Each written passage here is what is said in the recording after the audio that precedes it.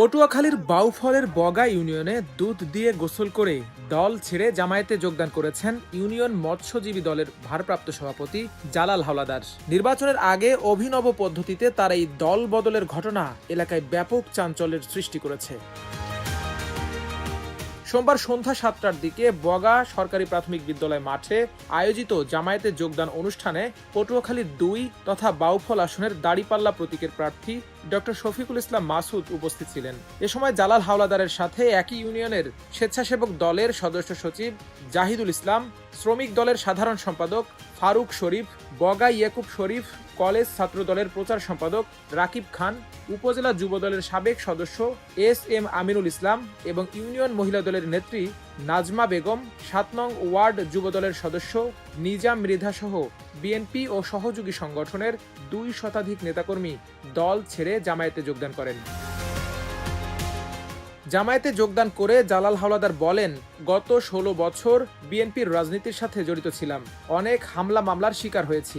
২০২৪-এর ৫ আগস্টের পরে সক্রিয়ভাবে মনির ভাইয়ের নেতৃত্বে বিএনপির রাজনীতি করছিলাম। তিনি বিএনপির মনোনয়ন না পাওয়ায় এবং বর্তমান বিএনপির প্রার্থী শহীদুল আলম তালুকদার কোনো মূল্যায়ন করছে না, বরং গত ১৬ বছরে যে সকল চিহ্নিত আওয়ামী সন্ত্রাসীদের নির্যাতনের কারণে এলাকা ছেড়ে থাকতে হয়েছে, তিনি বিএনপিতে তাদের পুনর্বাসন করছেন।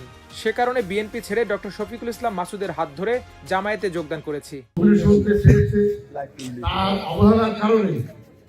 আমি এই সিদ্ধান্ত নিতে বাধ্য হলাম এবং আমি মনে করি মাসুদ ভাই একজন ভালো মানুষ, তার সাথে থাকা ভালো। আজকে আমি আমার সরকারে জামাত গ্রহণ করে নিলাম, আমাদের যোগদান করিলাম। আপনারা সবাই দাড়িপাল্লার পক্ষে দাড়িপাল্লায় ভোট দিয়ে জয়যুক্ত করবেন। আমরা নেতা কর্মী এখানে সবচেয়ে লোক আছে, অনেক দুঃখ কষ্ট আমার সাথে আছে।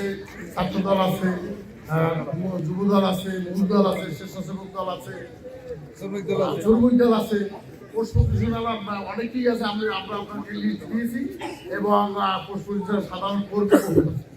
পরে বগা ১২১ নং সরকারি প্রাথমিক বিদ্যালয় মাঠে আয়োজিত যোগদান সভায় ডক্টর শফিকুল ইসলাম মাসুদ বক্তব্য রাখেন এবং সদ্য যোগদানকারী জালাল হাওলাদারকে জমজম কূপের পানি ও আজোয়া খেজুর দিয়ে বরণ করে নেন। মাল্টিমিডিয়া ডেস্ক, আমার দেশ।